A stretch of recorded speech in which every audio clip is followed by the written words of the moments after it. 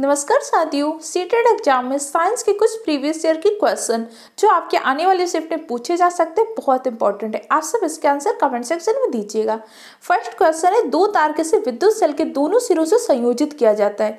अब इन तारों को एक दूसरे में डुबोया गया तो रखी हुई द्विक सुई विक्षेपण कैसे दिखाएगी। जब दो विद्युत सिरों से संयोजित है तो सुई विक्षेपण कैसे दिखाएगी, इसमें लवण का विलयन दिखाएगा। अब हो सकता है जैसे नींबू का रस होगा, ये सारी चीजें भी क्या करेंगे, द्विक सुई विक्षेपण को दर्शाती है। नेक्स्ट क्वेश्चन है कि अंजना ने दो समान आकार के टुकड़े लिए, इनमें एक एल्यूमिनियम का लिया, दूसरा लेड का रखा। उसने एक एक करके इसको जल में डुबोया। तो कह रहा है निम्नलिखित में कौन सा कथन सही है। जब समान आकार का टुकड़ा है तो क्या करेगा, दोनों समान रूप से उत्प्लावन बल दर्शाएंगे। उत्प्लावन बल कौन सा नियम होता है, कमेंट सेक्शन में आंसर दीजिएगा।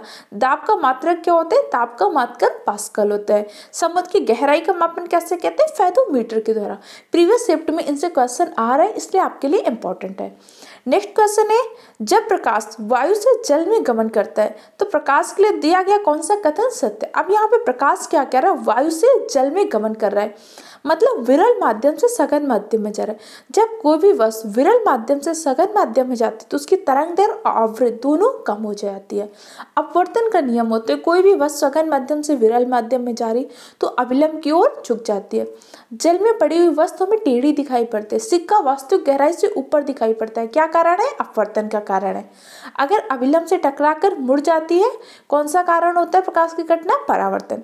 हीरा क्यों चमकता है, पूर्ण आंतरिक परावर्तन के कारण। क्लियर। नेक्स्ट क्वेश्चन है कि किसी 2 लीटर धारिता के जार में 500 ml का सरसों का तेल भरा है तो तेल द्वारा लगाया जो दाब किस दिशा में होगा। कोई जो द्रव दाब लगाता है तो दाब क्या होता है, सभी दिशाओं में लगाता है। तो इस क्वेश्चन का राइट आंसर क्या होगा, कमेंट सेक्शन में बताइएगा। इसके अलावा एक बैरल कितने लीटर के बराबर होता है, तो एक बैरल आपके 159 लीटर के बराबर होता है। क्लियर हो गया। आर्द्रता का मापन कैसे करते हैं, हाइग्रोमीटर के द्वारा। भूकंप का मापन कैसे करते हैं, कमेंट सेक्शन में आंसर दीजिए। रिएक्टर सेल सिस्मोग्राफ यंत्र होता है जिससे हम भूकंप का मापन करते हैं। क्लियर। नेक्स्ट क्वेश्चन है आपका, रबड़ वाहन और सेल रसायन जैसे उद्योग हानिकारक गैसें छोड़ते हैं तो अम्ल वर्षा किसके माध्यम से होती है, तो अम्ल वर्षा जैसे H2SO4 प्लस HNO3 ये अम्ल रासायनिक क्रिया के माध्यम से एसिड रेन का निर्माण करते हैं। और एसिड रेन को इमारतों का कुष्ठ रोग भी कहते हैं।